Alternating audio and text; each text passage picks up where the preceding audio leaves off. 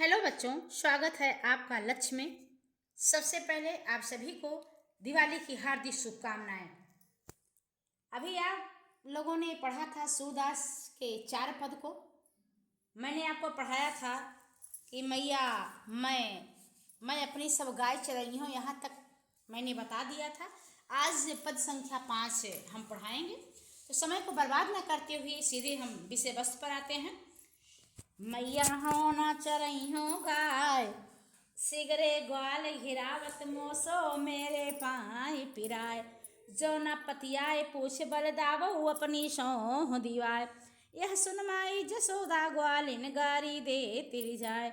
मैं पठवत अपने लड़का को आवे मन बहराए।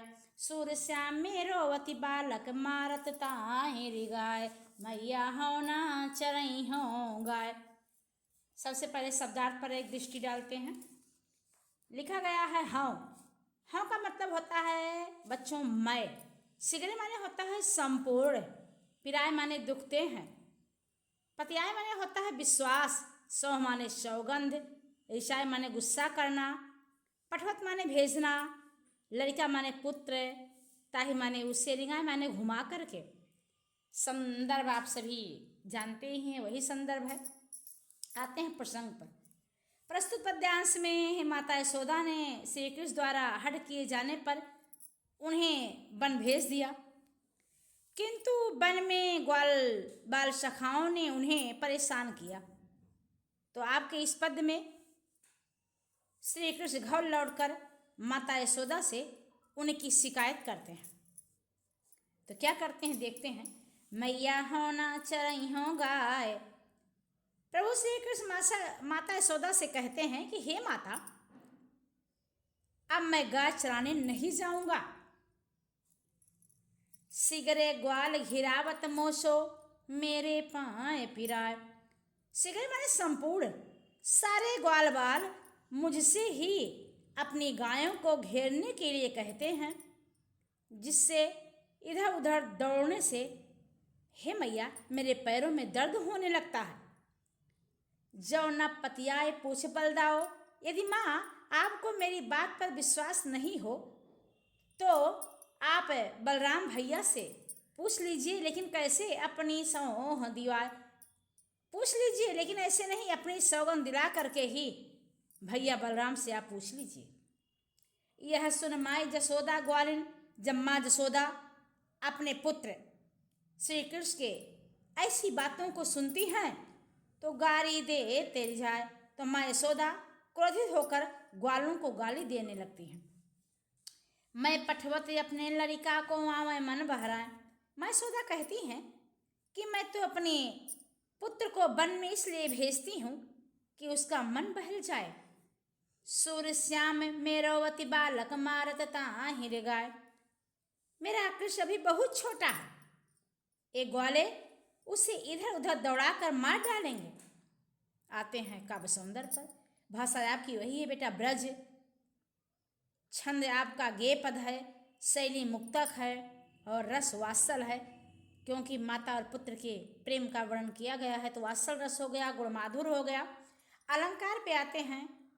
मोसो मेरे पाए पिराय ग्वालिन गालिन। सब में एक ही वर्ड की आवृत्ति हुई है, कहीं माँ पा ई गा, इसलिए यहाँ पर अनुप्रास अलंकार है।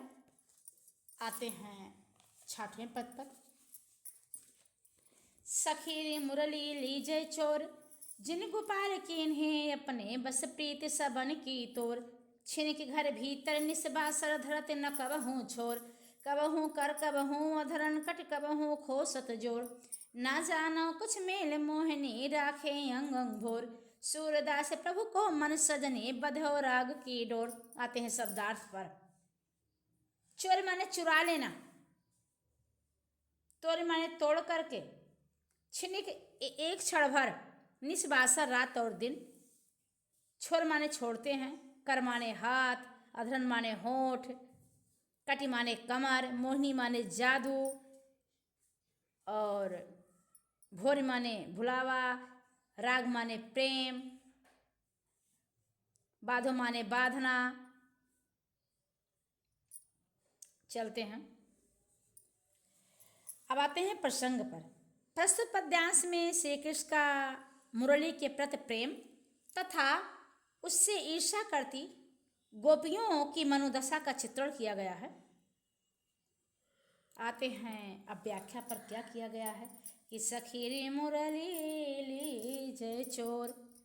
गोपियां एक दूसरे से वार्तालाप करते हुए कहती हैं कि हे सखी, एक योजना बनाती हैं आपस में गोपिकाएं भगवान श्री कृष्ण की मुरली को छुड़ाने के लिए, और उस योजना के तहत वह एक दूसरे से वार्तालाप करते हुए कहती हैं कि सखी रे मुरली लीजय चोर, कि हे सखी, हम सभी मिल करके कृष्ण की मुरली को चुरा लेते हैं।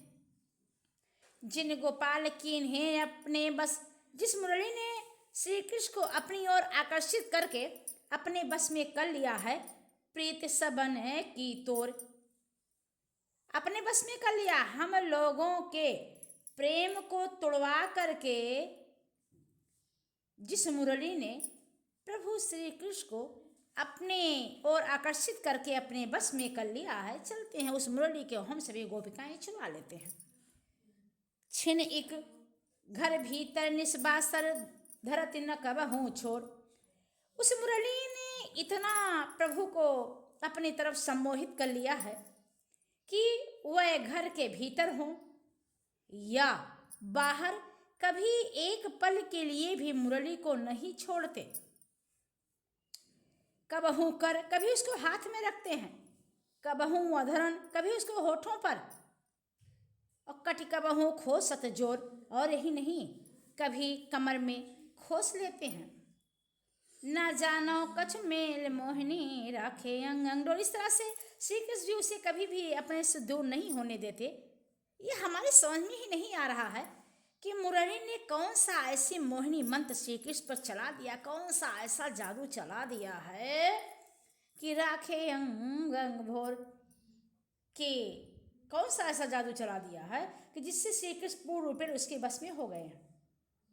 सूरदास प्रभु को मन सजनी बध्यो राग की डोर। सूरदास जी कहते हैं कि गोपियां कह रही हैं कि हे सजनी, इस बंसी ने श्री कृष्ण का मन प्रेम की डोरी से ऐसा बांधा है, ऐसा बांधा है, प्रेम रूपी डोर में इस प्रकार से जकड़ लिया है कि जिससे प्रभु श्री कृष्ण हम सभी को भूल ही गए हैं।